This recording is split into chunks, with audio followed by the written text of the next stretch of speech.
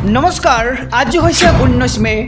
অসমৰ লগতে ভাৰতৰ বিভিন্ন প্ৰান্তৰ পৰা আজি সন্ধিয়াৰ কেইবাটাও খবৰ আহি পৰিছে। এই মুহূৰ্তত জনাইছোঁ আজিৰ প্ৰথমটো খবৰ।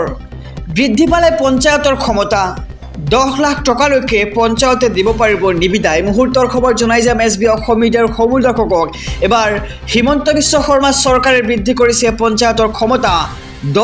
10 লাখ টকালৈকে পঞ্চায়তে দিব পাৰিব নিবিদা। জিলা পৰিষদৰ ক্ষমতা কৰ্তন কৰি বৃদ্ধি কৰা হ'ল পঞ্চায়তৰ ক্ষমতা। জিলা পৰিষদৰ সকলো ক্ষমতা হস্তান্তৰ কৰা হ'ল পঞ্চায়তসমূহলৈ।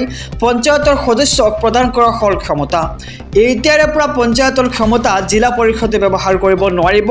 সকলো দৈনিক বজাৰ, সাপ্তাহিক বজাৰ নিয়ন্ত্ৰণ কৰিব পাৰিব এইবাৰ পঞ্চায়তে। আৰু 5 লাখ টকালৈকে নিবিদা দিব পাৰিব পঞ্চায়তে। 5ৰ পৰা 10 লাখ টকাৰ ওপৰৰ নিবিদা দিব পাৰিব এইবাৰ আঞ্চলিক পঞ্চায়তসমূহে।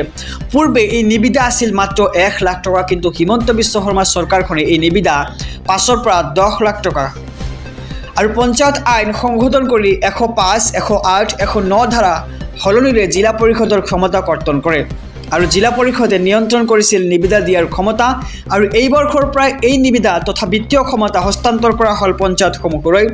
নদীঘাট, ফেৰীঘাট, বজাৰ হাট সকলোতে থাকিব পঞ্চায়তৰ অধীনত। আৰু পঞ্চায়তৰ সদস্যক ক্ষমতা প্ৰদান কৰিলে হিমন্ত বিশ্ব শৰ্মা চৰকাৰখনে। এই মুহূৰ্তৰ খবৰ জনাইছোঁ যে এইবাৰ জিলা পৰিষদৰ ক্ষমতা কৰ্তন কৰি পঞ্চায়তৰ হাতলৈ বিভিন্ন ধৰণৰ ক্ষমতা অৰ্পণ কৰা হৈছে। আৰু জিলা পৰিষদৰ ক্ষমতা কৰ্তন কৰি বৃদ্ধি কৰা হ'ল এইবাৰ পঞ্চায়তৰ ক্ষমতা। জিলা পৰিষদৰ সকলো ক্ষমতা দিয়া হ'ল এতিয়া পঞ্চায়তৰ হাতলৈ। এই মুহূৰ্তত জনাইছোঁ আজিৰ দ্বিতীয় নম্বৰ খবৰটো। আন্তঃৰাষ্ট্ৰীয় প্ৰেক্ষাপটৰ এটি ডাঙৰ খবৰ। 3 ভাগত বিভক্ত হ'ব পাকিস্তান। বেলুচিস্তানৰ পিছত সিন্ধে বিচাৰিছে স্বাধীনতা। এই মুহূৰ্তৰ খবৰ জনাইছোঁ SB অসম মিডিয়াৰ সমূহ দৰ্শকক। বেলুচিস্তানৰ পিছত এইবাৰ সিন্ধে বিচাৰিছে স্বাধীনতা। পাকিস্তানৰ পৰা সিন্ধ স্বাধীনতাৰ দাবীৰে উত্তাল প্ৰতিবাদ। ৰাজপথলৈ পাকিস্তান চৰকাৰৰ বিৰুদ্ধে ওলাই আহিল লাখ লাখ লোক। শেহতীয়াকৈ BLA পাকিস্তানৰ পৰা বেলুচিস্তানে স্বাধীনতা ঘোষণা কৰিছিল আৰু বেলুচ লিবাৰেশ্যন আৰ্মীয়ে পাকিস্তানৰ পতাকা আঁতৰাই লগাইছিল বেলুচিস্তানৰ পতাকা। আৰু বৰ্তমান সিন্ধু পাকিস্তানৰ পৰা বিচাৰিছে স্বাধীনতাৰ দাবী। আৰু অপাৰেশ্যন সিন্দুৰৰ পিছতে পাকিস্তান এতিয়া 3 ভাগত বিভক্ত হোৱাৰ দিশে আগবাঢ়ি গৈছে। আৰু POKক লৈ বৰ্তমানলৈও ভাৰতে কৰি আছে আলোচনা। ইফালে বেলুচিস্তান, সিন্ধ যদি স্বাধীন হয় তেন্তে পাকিস্তান সম্পূৰ্ণৰূপে হৈ পৰিব নিৰুপায়। 3 ভাগত বিভক্ত হ'ব নেকি এবাৰ পাকিস্তান, তাক লৈ চৰ্চা চলিছে আন্তঃৰাষ্ট্ৰীয় প্ৰেক্ষাপটত। বেলুচিস্তানৰ পিছত এবাৰ সিন্ধে বিচাৰিছে পাকিস্তানৰ পৰা স্বাধীনতা। পাকিস্তানৰ পৰা সিন্ধ স্বাধীনতাৰ দাবীৰে উত্তাল প্ৰতিবাদ সাব্যস্ত কৰিছে। আৰু ৰাজপথলৈ পাকিস্তান চৰকাৰৰ বিৰুদ্ধে ওলাই আহিল লাখ লাখ লোক। আহিছোঁ পৰৱৰ্তী খবৰৰ মাজলৈ। নিশালৈ বতৰে ল'ব পাৰে কালৰূপ। 21খন জিলালৈ এলাৰ্ট জাৰি কৰিছে আঞ্চলিক বতৰ বিজ্ঞান কেন্দ্ৰই। যিহেতু আজি ৰাতিপুৱাৰ পৰা ৰাজ্যৰ কেইবাখনো প্ৰান্তত বৰষুণ দেখিবলৈ পোৱা গৈছে। আৰু আপোনালোকৰ অঞ্চলত বৰষুণৰ অৱস্থা কেনেকুৱা কমেণ্টত জনাওক। সলনি হৈছে বতৰ, নিশালৈ কাল ৰূপ ল'ব পাৰে বতৰে। 21খন জিলাৰ বাসিন্দালৈ বতৰ বিজ্ঞান কেন্দ্ৰৰ সতৰ্কবাণী। ঘণ্টাত 50 কিলোমিটাৰ বেগত বলিব বতাহ। বিজুলী ঢেৰেকণিৰে নিশালৈ নেৰানেপেৰা পৰা বৰষুণৰ সম্ভাৱনা প্ৰকাশ কৰিছে আঞ্চলিক বতৰ বিজ্ঞান কেন্দ্ৰই। আৰু আপোনালোকৰ অঞ্চলৰ বতৰৰ অৱস্থা কেনেকুৱা কমেণ্ট বক্সত কমেণ্ট কৰি জনাওক। আপোনাৰ ফালে বৰষুণ দিছেনে নাই আপোনালোকে কমেণ্ট বক্সত কমেণ্ট কৰি জনাওক। কাইলৈৰ পৰা বুধবাৰলৈকে আৰু অধিক বেয়া হ'ব পাৰে বতৰ। আৰু কোন কোন জিলালৈ এলাৰ্ট জাৰি কৰিছে বতৰ বিজ্ঞান কেন্দ্ৰই আমি সবিশেষ জনাই যাম SB অসম মিডিয়াৰ সমূহ দৰ্শকক। ধুবুৰী, কোকৰাঝাৰ, বঙাইগাঁও, গোৱালপাৰা, চিৰাং, বৰপেটা, বাক্সা, কামৰূপ মেট্ৰ', ওদালগুৰিত আঞ্চলিক বতৰ বিজ্ঞান কেন্দ্ৰই জাৰি কৰিছে এলাৰ্ট। আৰু ইয়াৰ সমান্তৰালকৈ মৰিগাঁও, পশ্চিম কাৰ্বি আংলং, ডিমা হাছাও, কাছাৰ, শ্ৰীভূমি, হাইলাকান্দি, হোজাই, নগাঁও, শোণিতপুৰ, বিশ্বনাথ, কাৰ্বি আংলং আৰু বুধবাৰ পৰ্যন্ত ৰাজ্যৰ প্ৰান্তে প্ৰান্তে আহিব ধাৰাসাৰ বৰষুণ।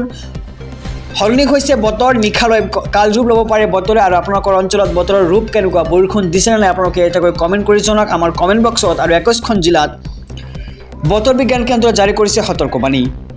আহিছোঁ আন এক খবৰৰ মাজলৈ। গৌৰৱ গগৈয়ে এৰিব লাগিব গৌৰৱ।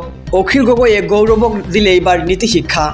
গৌৰৱ গগৈয়ে এৰিব লাগিব নিজৰ গৌৰৱ। গৌৰৱ গগৈয়ে অহংকাৰ বাদ দিব লাগিব, এনেদৰে এতিয়া সাংসদ অখিল গগৈয়ে এতিয়া মন্তব্য কৰা পৰিলক্ষিত হৈছে। গৌৰৱ গগৈয়ে নিজকে প্ৰধানমন্ত্ৰী বুলি ভাবে আৰু গৌৰৱ গগৈয়ে নিজকে ৰজা বুলি ভবা বন্ধ কৰক বুলি অখিল গগৈয়ে এনেদৰে মন্তব্য কৰে।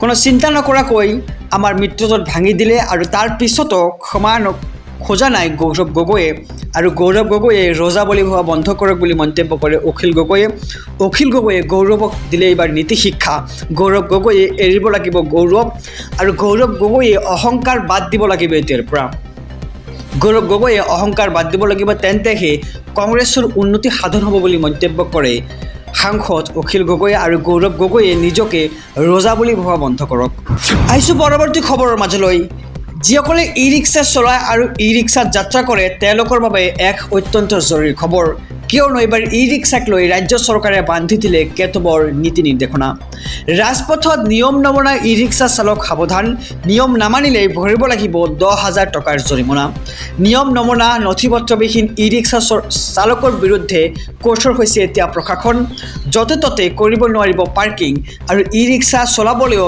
এতিয়াৰ পৰা লাগিব পৰ্যাপ্ত পৰিমাণৰ জ্ঞান নিয়ম নামানিলে 10,000 টকা পৰ্যন্ত বিহা হ'ব জৰিমনা জিলাই ই ৰিক্সাৰ বিৰুদ্ধে চলিছে এতিয়া বৃহৎ অভিযান কোনো ই ৰিক্সাই ৰাজপথত চলাব নোৱাৰিব দৌৰাত্ম পত্ৰবিহীন ই ৰিক্সাৰ বিৰুদ্ধে পৰিবহণ বিভাগৰ এই অভিযান আৰু পত্ৰবিহীন ই ৰিক্সাৰ পৰা 10,000কৈ জৰিমনা বিহে পৰিবহণ বিভাগে আৰু গৌৰীপুৰৰ কেইবাটাও প্ৰান্তৰ পৰা জব্দ কৰিছে কেইবাটাও ই ৰিক্সা আৰু নিয়ম নমনা নথিপত্ৰবিহীন ই ৰিক্সা চৰকাৰৰ চালকৰ বিৰুদ্ধে কঠোৰ হৈছে এতিয়া প্ৰশাসন য'তে ত'তে আপুনি ই ৰিক্সা পাৰ্কিং নকৰিব ই ৰিক্সা চলাবলৈও আপোনাক লাগিব এতিয়াৰ পৰা পৰ্যাপ্ত পৰিমাণৰ জ্ঞান আৰু যদি আপুনি নিয়ম নামানে তেন্তে আপোনাক ভৰিব লাগিব 10,000 টকাৰ পৰ্যন্ত জৰিমনা আহিছোঁ আন এক খবৰৰ মাজলৈ ৰাজ্যৰ মুখ্যমন্ত্ৰী ডক্টৰ হিমন্ত বিশ্ব শৰ্মাই সাংসদ গৌৰৱ গগৈক কেইটামান প্ৰশ্ন কৰিছিল আৰু এই প্ৰশ্নৰ উত্তৰৰ সলনি সাংসদ গৌৰৱ গগৈয়ে মুখ্যমন্ত্ৰীক ওলোটাকৈ প্ৰশ্ন কৰিছিল আৰু মুখ্যমন্ত্ৰীয়ে কৈছিল যে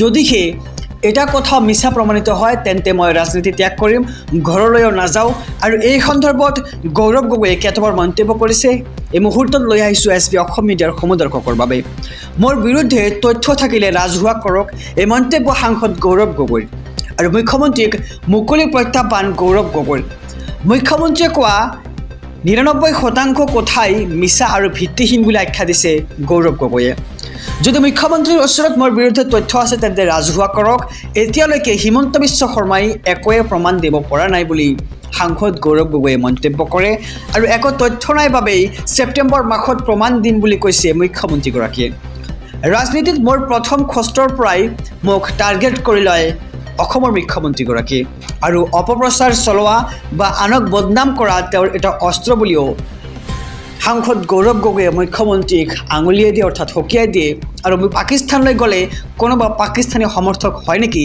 এনেদৰে প্ৰশ্ন কৰে মুখ্যমন্ত্ৰীগৰাকীক আৰু বিজেপিয়ে চলোৱা অপপ্ৰচাৰ বি গ্ৰেড চিনেমাৰ স্ক্ৰিপ্টৰ দৰে বুলিও আখ্যা দিছে সাংসদ গৌৰৱ গগৈয়ে আৰু এইবাৰ দিল্লীত মুখ্যমন্ত্ৰীক উভতি ধৰিলে সাংসদ গৌৰৱ গগৈয়ে মুখ্যমন্ত্ৰীয়ে কোৱা যিহেতু মুখ্যমন্ত্ৰীগৰাকীয়ে গৌৰৱ গগৈৰ বিৰুদ্ধে কেইবাটাও প্ৰশ্ন কৰিছে আৰু এই প্ৰশ্নৰ উত্তৰত এইবাৰ গৌৰৱ গগৈয়ে মাত মাতিছে কৈছে যে মুখ্যমন্ত্ৰীয়ে কোৱা 99% কথাই মিছা আৰু ভিত্তিহীন যদি মুখ্যমন্ত্ৰীৰ ওচৰত মোৰ বিৰুদ্ধে তথ্য আছে তেন্তে ৰাজহুৱা কৰক আৰু সাংসদ গৌৰৱ গগৈয়ে এনেদৰে এতিয়া প্ৰত্যুত্তৰ দিছে অসমৰ মুখ্যমন্ত্ৰী ডক্টৰ হিমন্ত বিশ্ব শৰ্মাক